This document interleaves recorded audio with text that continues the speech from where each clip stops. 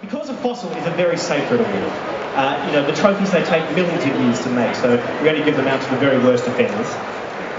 To be a fossil-worthy recipient, you must be cowardly, you must shake a hand with a limp wrist, you must wink with a deceiving eye, you must have an itchy golden sack.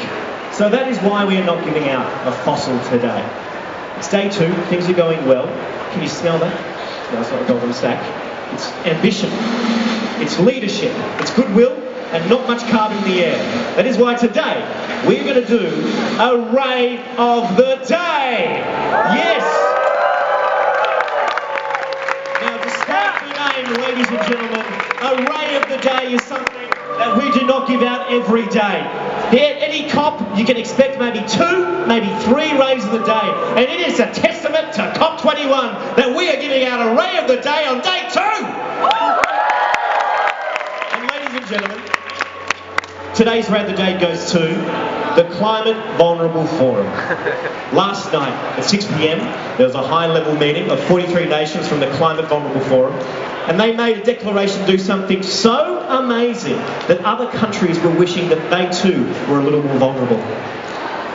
These 43 countries are the most vulnerable, decided to not play the victim card at all, no, but instead show the kind of leadership that the rest of the world needs. The Climate Vulnerable Forum have declared that they will aim to achieve full decarbonisation of their economies and run their countries on 100% renewable energy by mid-century, for 2050. Australia, on the other hand, is promised that by mid-century it will have 100% renewable energy and achieve full decarbonisation of this house here, which is great. So that's going to happen.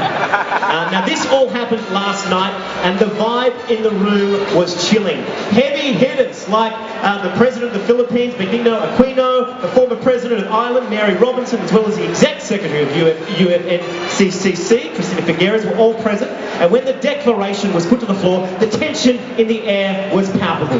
Not one country approved it. Not one country opposed it. Just cut that music there, Dan.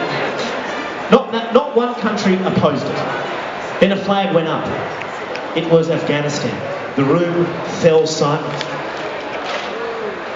Everyone held their breath because when you're in a vulnerable country, you're used to it.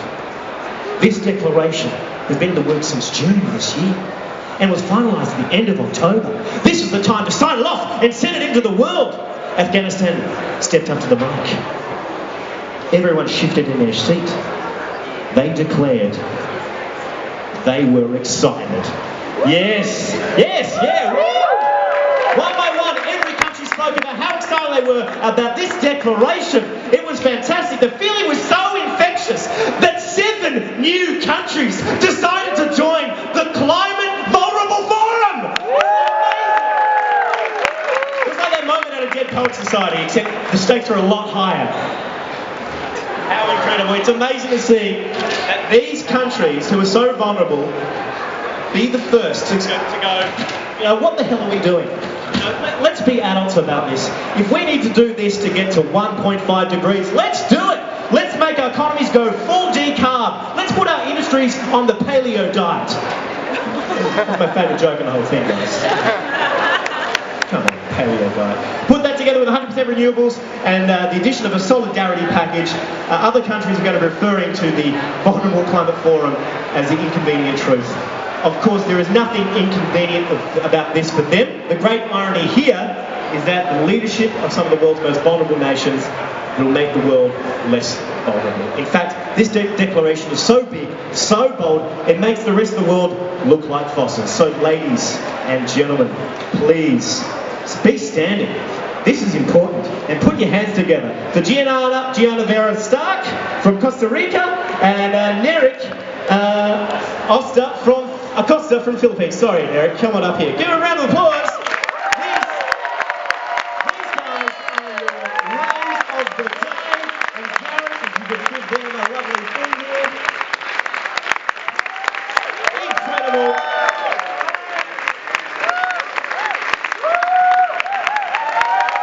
Just incredible. Ladies and gentlemen, the Ray of the Day. Pop on the other side, Gareth. Fantastic. If we could have a few words here.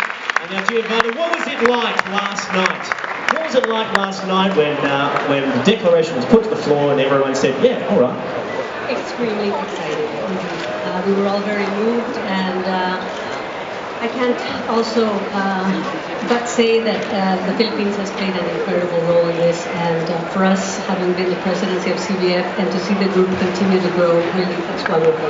And thank you, Cam, for recognizing this incredible work, and Matthew McKinnon as well. Where's Matthew? The godfather.